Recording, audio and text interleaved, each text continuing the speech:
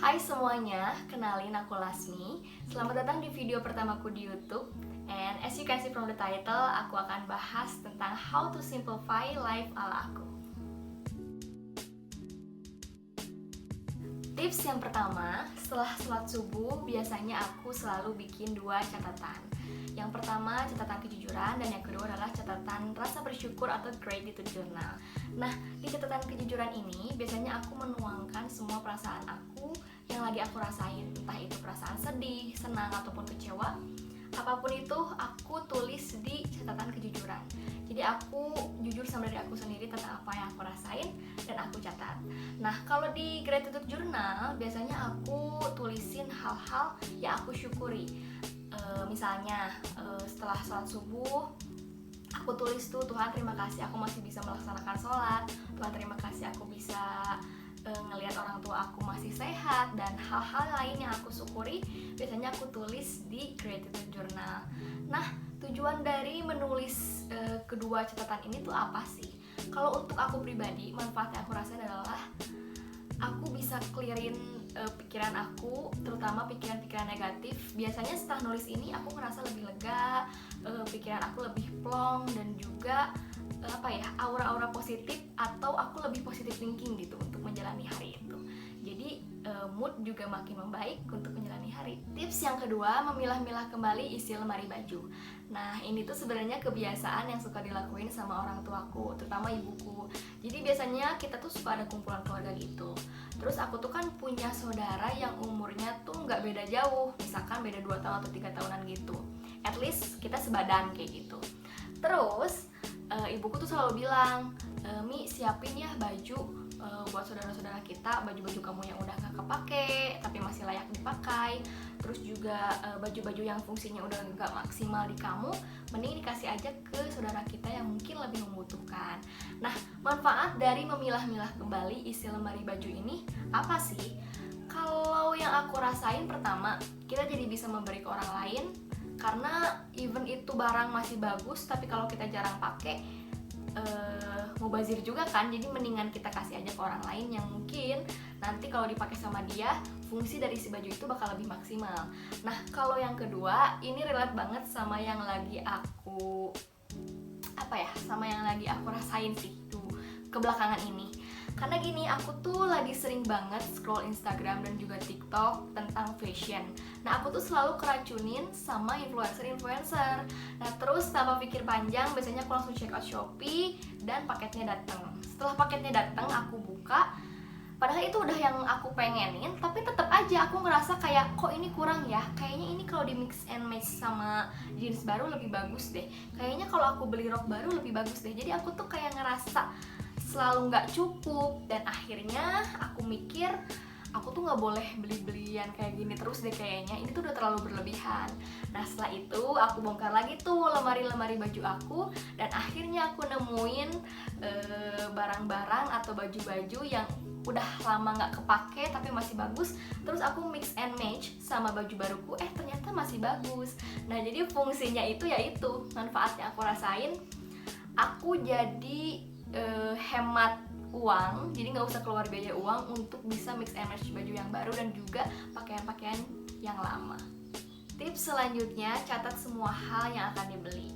Mungkin kamu udah nggak asing sama catat barang yang akan dibeli, karena mungkin kamu juga selalu ngelakuin itu. And most of people I think do it gitu.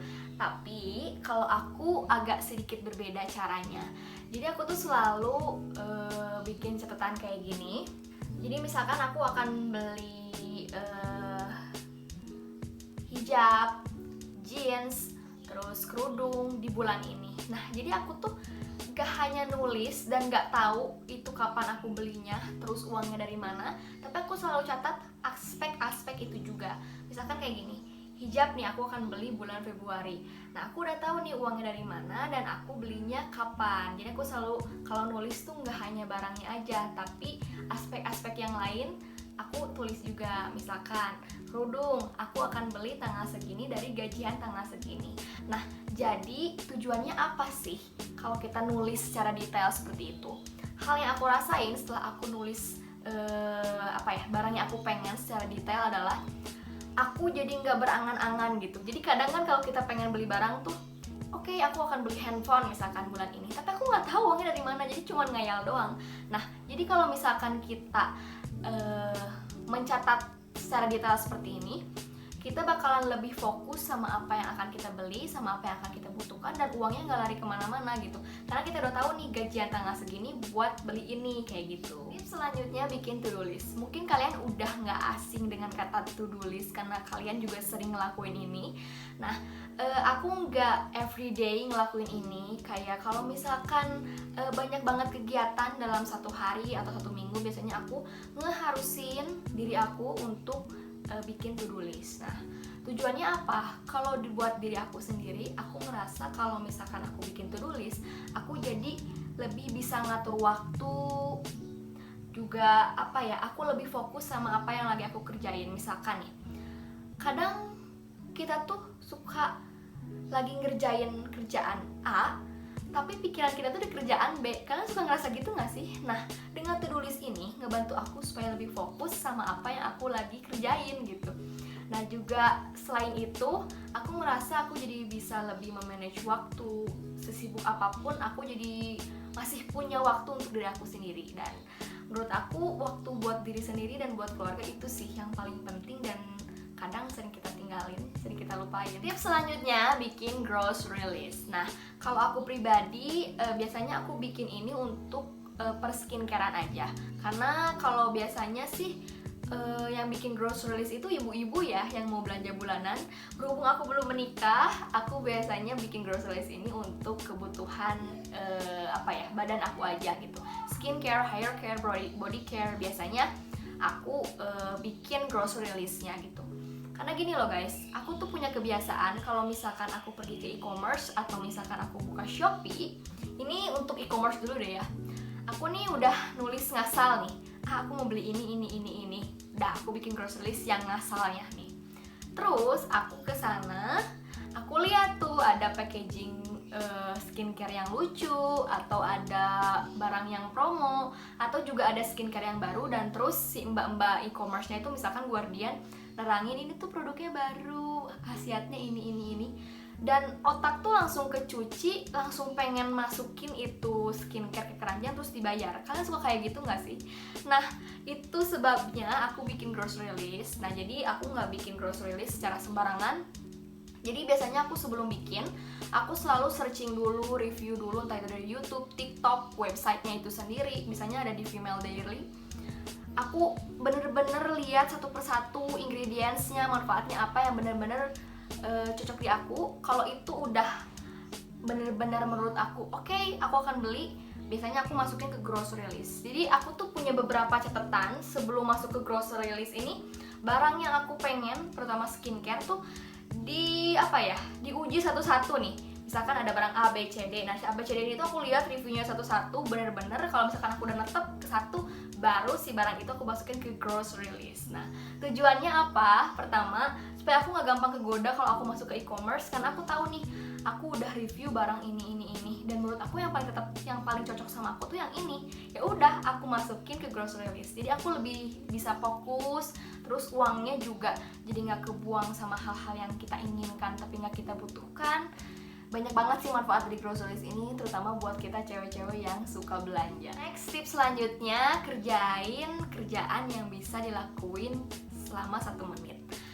Actually, I realize that it's rather difficult to do it, karena aku pun masih gampang-gampang susah untuk menerapkan hal ini ke diri aku sendiri. Nah, jadi aku ngajak kalian nih yang lagi nonton video ini untuk yuk kita sama-sama ngasih support untuk kita selalu ngerjain suatu hal yang mungkin bisa kita kerjain selama kurang dari 1 menit. Karena gini loh guys, kadang otak kita tuh malah mikir mending kerjain hal-hal yang besar dulu daripada hal-hal yang kecil yang bahkan bisa kita kerjain kurang dari 1 menit gitu, yang akhirnya kita nanti-nantiin, kita abaikan, dan akhirnya malah jadi beban tersendiri gitu, dan akhir-akhirnya malah jadi nggak dikerjain gitu. Kalian suka ngerasa kayak gitu nggak sih? Nah, makanya aku ngajak kalian yang lagi nonton video ini, yuk kita sama-sama saling support, terutama buat kita kaum rebahan nih, untuk bisa ngerjain suatu hal yang bisa dikerjain selama 1 menit. Tips yang terakhir, bersihkan galeri dan juga chat history. Ini udah jadi kebiasaan lama aku sih. Mungkin dari pertama aku awal pakai Android yang udah bisa foto-foto, biasanya aku langsung hapus foto yang nggak jelas sih. Manfaatnya apa sih? Kalau di aku pribadi, HP ku jadi lebih awet, memorinya jadi lebih bisa terkontrol, dan juga apa ya, lebih plong aja sih. Ada kesenangan tersendiri kalau misalkan HP ku bersih, kelihatannya lebih rapi gitu. Oke teman-teman semuanya, terima kasih sudah menonton video ini sampai akhir. Aku harap video ini bisa membantu kalian dan juga bermanfaat untuk kalian semua. Nah, untuk kalian yang pengen aku bikin video apa selanjutnya, silahkan komen di bawah. And don't forget to like, comment, and subscribe, dan juga share ke teman-teman kalian. Thank you for watching and goodbye.